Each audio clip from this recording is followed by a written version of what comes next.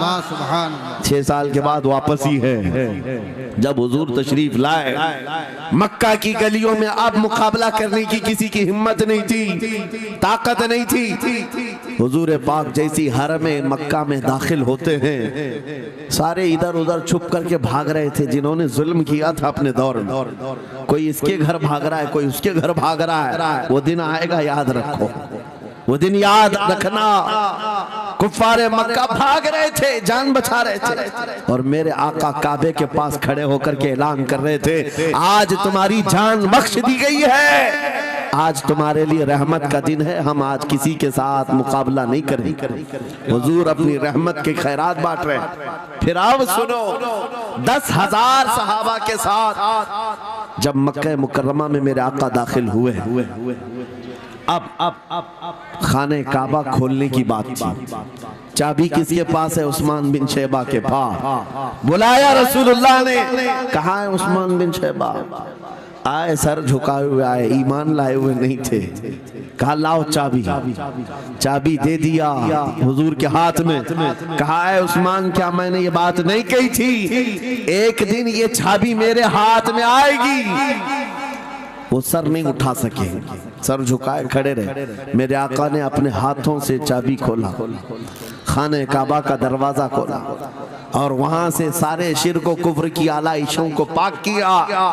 फिर उसके बाद चाबी बंद करके, अब सुनो, मेरे आका बाहर आए और फरमाया, आज मैं ये चाबी ऐसे आदमी के हाथ में दूंगा जिससे कयामत तक कोई छीन नहीं सकेगा। क्या बात है, सुभान। कितना बड़ा फरमान है मेरे आका का।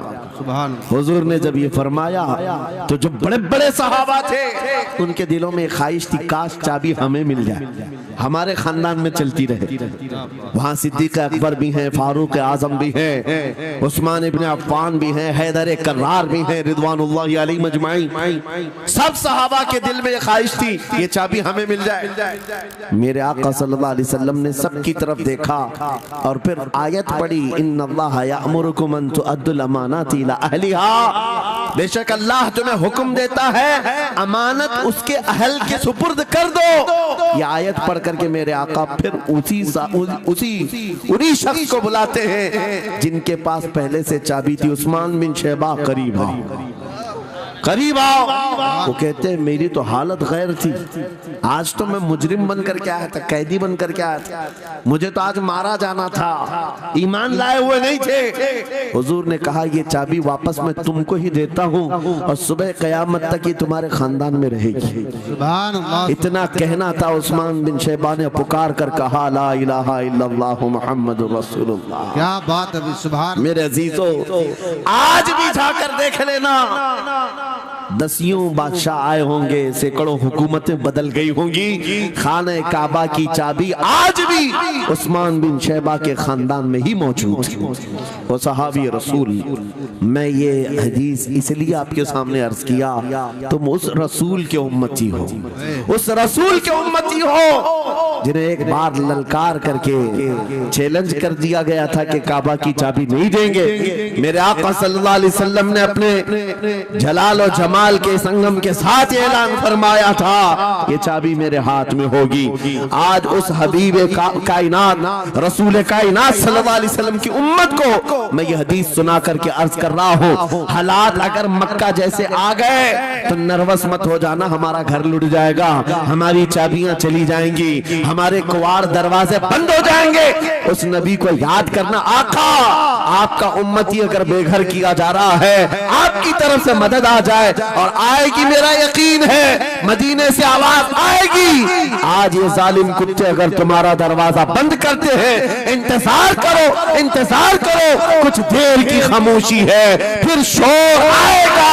आज कुत्तों का वक्त है, कल हमारा दौर आएगा। नारे तकबीर, नारे रिसालत, अज़मते रसूल, शाने रसूल, फैज़ाने औलिया इकराम, फैज़ाने आशिक़े रसूल। बात सिर्फ इतनी है कि हम छोटी छोटी तकलीफों से बिलबिला उठते हैं और हम सबर की तरफ नहीं देखते, हमें हालात आज हिला दिए जाएंगे, झिझोड़ दिए जाएंगे। कुरान पाक में रब ताला फरमाता है, हम हसीबतुम अन तदखुलुल जन्नह वलम्मा यातिकुम मसलुल लदीन खलौ मिन क़ब्लिकुम मस्सतहुमुल बअसाउ वद्दर्राउ वज़ुलज़िलू हत्ता यक़ूल अर्रसूल वल्लदीन आमनू मअहू मता नस्रुल्लाह अला इन्न नस्रल्लाहि क़रीब। मेरा रब फरमाता है, क्या तुम ये सोच कर बैठे हो कि ऐसी ही जन्नत में दाखिल हो जाओगे और पहले वालों को जिस तरह तकलीफें आई तुम्हें नहीं आएंगी? उनको हिला दिया गया था, यहाँ तक कि रसूल ने भी और उनके साथ ईमान वालों ने भी ये कह दिया, ये कहने लग गए अल्लाह की मदद कब आएगी? आगाह हो जाओ, अल्लाह की मदद बहुत करीब है। कुरान की आयत है। तुम अगर ये गुमान करके बैठे हो कि यूं ही जन्नत में चले जाए, हाँ यूं ही हम सारी मंजिलें तय कर लेंगे, जिसका जितना ईमान होगा उतना वो आजमाया जाएगा, उतने इम्तिहानात से गुजारा जाएगा। आज ऐ नौजवानों, तुम्हारे इम्तिहान का वक्त करीब आने वाला है। तुम्हें क्या करना चाहिए? क्या करना चाहिए? इम्तिहान देने के लिए तैयार रहना चाहिए, वरना हवाओं की कीड़े मत बनना। आज हवा उनकी चल रही है तो उनकी जय जय करेंगे, कल इनकी चल रही है इनकी जय जय करेंगे। ईमान वालों की ये मेयार नहीं है। जो ईमान वाला है वो हर आंधी में डटा रहता है, जमा रहता है। खालिद बिन वलीद को याद करो, एक लश्कर लेकर के वो एक इलाके में गए थे। तवज्जो है नौजवानों, हाँ मैं देख रहा हूँ बहुत सारे खड़े हुए हैं और बैठे हुए भी हैं, जो जैसा है वहीं जमा रहे हैं, क्योंकि ये महफिल रसूल है, महफिल रसूल है। जाहिर सी बात है, खड़े होने वाले वो भी उतना सवाब हासिल करेंगे बैठे हुए, लेकिन कुरान कहता है ला यस्तविल काइदून, यानी बैठे हुए लोग खड़े हुए लोगों के बराबर नहीं होते। खैर बात ये है कि आप अपना जहन इस तरफ रखें। खालिद बिन वलीद उस अजीम मुजाहिद की बात कर रहा हूं रज़ी अल्लाह तआला अन्हु। एक लश्कर लेकर, नौजवानों का लश्कर था, एक ईसाई किले का मुहासरा कर दिया, और किले का मुहासरा करने के बाद अंदर सख्त लोग थे, मुकाबला कर रहे थे, लेकिन किला फतह नहीं। अब अंदर वालों ने ये मशवरा कर लिया, जो बड़ा राहिब था, पादरी था, कहा ये खालिद बिन वलीद है, इससे लड़ना आसान नहीं है, ये जहां जाता है फतह के झंडे गाड़ कर आता है। उसने जो गुरु घंटाल था सबको जमा किया और कहा मैं एक तरीका ढूंढा हूं, इसके जरिए से इनके ऊपर हम कामयाबी हासिल कर लेंगे। सबने कहा हम इत्तेफाक करते हैं। कहा क्या तरीका है?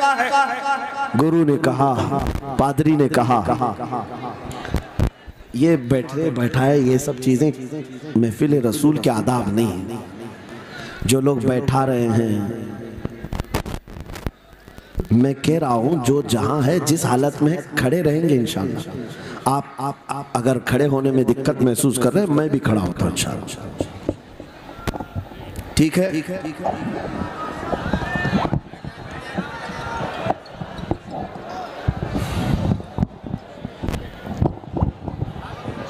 सुभान अल्लाह। मुझे पता है सब जवान हैं, सुबह तक खड़े होने को तैयार है, और हम भी खड़े रहेंगे इंशाअल्लाह। अब ठीक है, अब कोई किसी को बिठाए भी नहीं, कोई किसी को खड़ा भी ना करे। दुरूद पाक पढ़ लीजिए एक बार। अल्लाहुम्मा सल्ली अला अल्लाहुम्मा सल्ली अला सय्यिदिना मुहम्मद व आलिहि व अस्हाबिहि व बारिक वसल्लम। मुझे पता है सल्लल्लाहु अलैहि वसल्लम। मुफ्ती साहब, मैं ये आपको बता दूं, हर जलसे में ये हाल हम देखते हैं।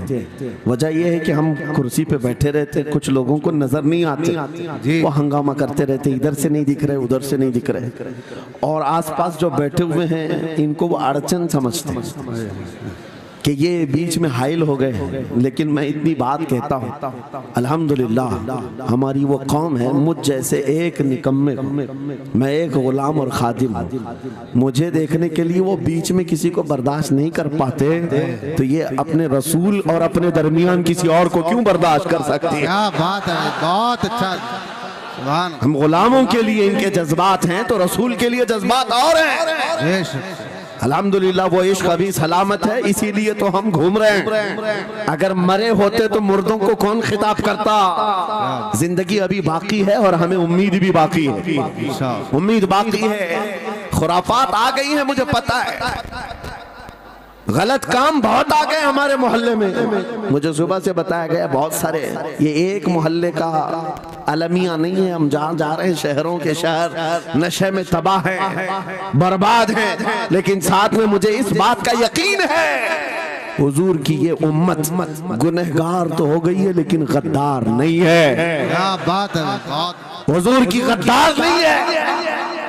आज भी अगर इनसे कह दो, चाहे वो किसी भी तरह का अमल रखता हो, हुजूर की इज्जत की बात आई तो अपनी गर्दन लेकर हाजिर होने को तैयार सुभान अल्लाह है या नहीं मेरी इस बात पर।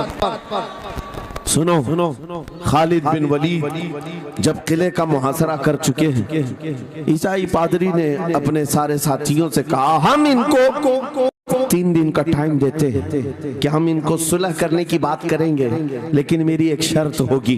ये अपने नौजवान साथियों को लेकर बाजार से गुजरते हुए आ जाए, अगर सही सलामत इनके सारे फौजी आ गए हम किले की चाबियां दे देंगे। सारे ईसाइयों ने पूछा क्या करना, क्या चाहते हो। उस पादरी ने कहा मुल्क की मशहूर खूबसूरत लड़कियों को और जरो जवाहरात को मैं रास्ते पर बिछा दूंगा, नंगी लड़कियों को खड़ा कर रखूंगा। जब खालिद बिन वलीद की फौज यहाँ से गुजरेगी, नौजवान है, नफ्स भड़कता है, और इस तरह से एक नौजवान को खरीदने के लिए 2 ही चीजें होती हैं, एक औरत है, दूसरी दौलत है, और नौजवान इसमें फिसल जाता है। मैं जानता हूं कि जब ये दोनों चीजें सजा कर रख दी जाएं, खालिद बिन वलीद के ये लश्करी टूट पड़ेंगे औरतों पर और दौलत पर, हम आसानी से इन पर काबिज हो जाएंगे। सबने वाह वाह किया, तालियां बजाई, और पादरी आकर खालिद बिन वलीद से कहता है हम आपसे लड़ना नहीं चाहते, हम आपसे मुकाबला नहीं करना चाहते। आप 3 दिन के बाद अपने लश्करियों को लेकर इस बाजार से गुजरते हुए आ जाइए। सही सलामत अगर आप पहुंच गए तो किले की चाबियां आपके हवाले कर दूंगा। तवज्जो, खालिद बिन वलीद ने कहा मंजूर है, ये शर्त मैं इत्तेफाक करता हूं। वापस आए, अपने साथियों से कहा जंग नहीं करनी है, लेकिन एक ही शर्त उन्होंने रखा है, 3 दिन के बाद इस बाजार से गुजर कर हमें जाना है, लेकिन कोई ना कोई हरबा तो होगा, कोई ना कोई साजिश तो होगी, हर चीज के लिए तैयार रहना। खालिद बिन वलीद अपने उन नौजवान लश्करियों से कह रहे थे, ऐ नौजवानों तवज्जो से सुनना इस बात को, आज भी दुनिया के सारे हरबों पर अमल कर रही है हमारे साथ, हमारे नौजवानों के साथ। खालिद बिन वलीद के 3 दिन गुजर गए, ईसाइयों ने अपनी तैयारियां खूब कर ली, बाजार में ओरियां लिबास में, आधे लिबास में नंगी लड़कियों को खड़ा किया, सरो जवाहरात दौलत के अंबार बिछा दिए। जब खालिद बिन वलीद के सिपाही मैदान में गुजरते हुए उस बाजार में आते हैं, पहला कदम रखा था, नजरें पड़ गई, खालिद बिन वलीद रुक गए, पलट गए, अपने लश्करियों से कहा वही आज मैं तुमसे कह रहा हूं। उन्होंने कहा था ऐ नौजवानों, ऐ रसूलुल्लाह के शहदाइयों, तुम्हारी इम्तिहान का दिन है, आज तुम्हारे इम्तिहान का दिन है। अगर तुम्हारा कदम फिसल गया सुबह क़यामत तक तुम पर लानतों की फटकार होगी, और अगर जमा रहा सुबह क़यामत तक अल्लाह की रहमत के फूल बरसाए जाएंगे।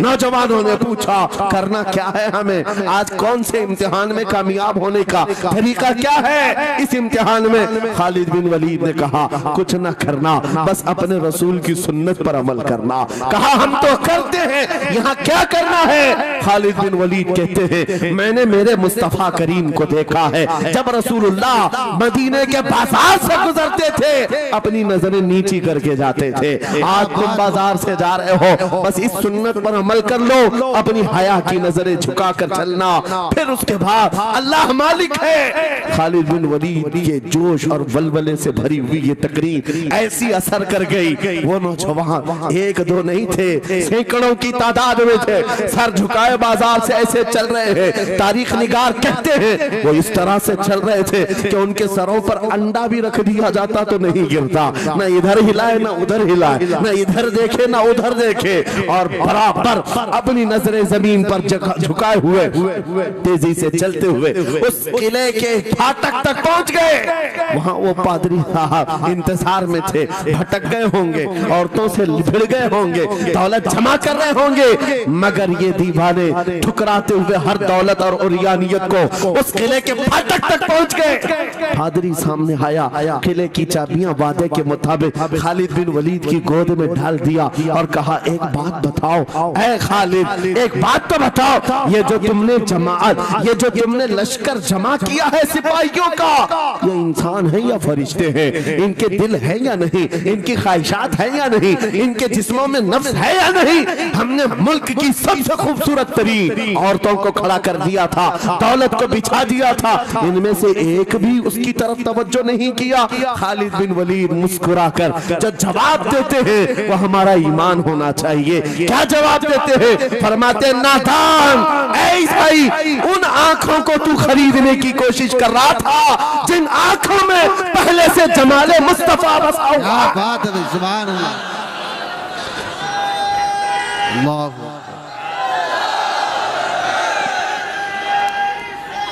या रसूल।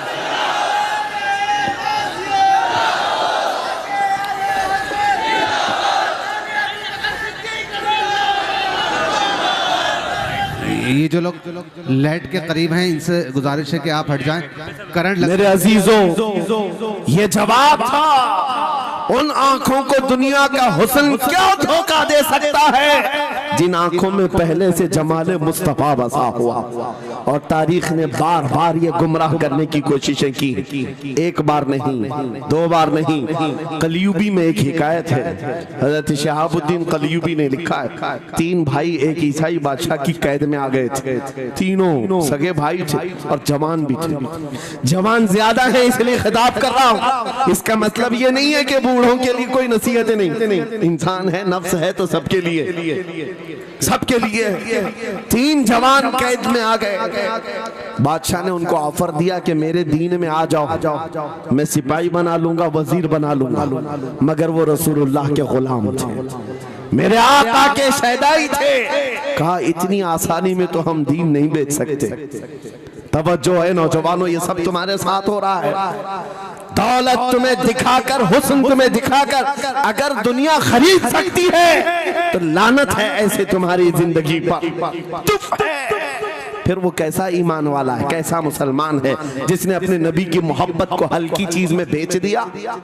उसका कोई ताल्लुक नहीं है। अला ला ईमान अलिमल्ला मोहब्बत अला, आला हजरत ने लिखा है, उसका ईमान ही नहीं जिसके दिल में मेरे आका की मोहब्बत नहीं। क्या बात है, अगर मोहब्बत है तो सौदा नहीं करोगे।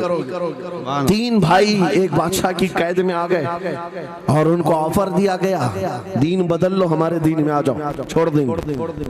सख्त थे, जमे हुए थे, डटे हुए थे, कहा नहीं। कहा जल्लाद को बुलाओ, कोड़े मारो, कहा तैयार हैं। इतना नहीं, बादशाह इतने गुस्से में था, जल्लाद को बुलाया और कहा एक कढ़ाई लाओ, तेल डालो और खौलाओ। तेल डाल करके खौलाया गया। जब तेल खोलने लगा, इन तीनों में से बड़े भाई को उठाकर तेल में डाल दिया। चलते हुए तेल के अंदर जब उस नौजवान को डाला गया तो फौरन दम जदन में रूह निकल गई, शहीद हो गए। 2 भाई देख रहे हैं, अपने बड़े भाई की मौत देख रहे हैं। ये हालात आ गए, ये बातें याद रखना। थोड़ी देर के बाद बादशाह ने दूसरे से कहा, अब बताओ तुम्हारा क्या इरादा है? दूसरे ने कहा, अब तो और भी तुमने सख्त कर दिया इम्तिहान, हम तो अपने नबी को धोखा नहीं दे सकते और ना ही मेरे शहीद भाई को। बादशाह ने दूसरे को उठाया और तेल में डाल दिया, खोलते हुए तेल में डाल दिया, 2 शहीद हुए। तीसरा जो था वो 22 साल 25 साल के बीच का था। ये भरी जवानी है, अंगारा होता है, हर नौजवान को ये लगता है कि ये दिन हमारे ऐश के हैं। दुनिया में जहां चमकती हुई चीज को देखता है दिल दे बैठता है, माँ बाप से भाग जाता है, घर बार को छोड़ देता है, उसको हर अच्छी चीज बुरी लगने लग जाती है। ये उम्र बड़ी खतरनाक मंजिल पे आ जाती है। है नौजवानों, जो इस उम्र में बच गया इंशाअल्लाह वो आगे भी बच जाएगा, सुभान अल्लाह। आगे भी बच जाएगा। 22 साल का कड़ियल जवान है जिसके सामने उसके 2 भाइयों को खोलते हुए तेल में डाला गया, उसकी कैफियत क्या होना चाहिए? अब पूछा गया तुम्हारा क्या इरादा है? कहा इस तरह तुम 100 बार भी तेल में डालोगे तो मैं यही कहूंगा मेरा रसूल मोहम्मद सुभान अल्लाह सल्लल्लाहु अलैहि वसल्लम, हमारे आका मोहम्मद सल्लल्लाहु अलैहि वसल्लम है, मैं यही कहूंगा। बादशाह इतने गुस्से में था, कहा कि इसको चीर दो, इसको काट दो। वजीर था बादशाह का चालाक, उसने कहा इसको कत्ल कर देने, मार देने से कुछ होगा नहीं, मुझे 1 महीने का टाइम दे, इसको चेंज करके लेके आऊंगा, अगर नहीं लाया तो मेरी जिंदगी दांव पे लग जाए। बादशाह ने कहा ले जाओ, 1 महीने का टाइम है, इसको बदल करके लाओ।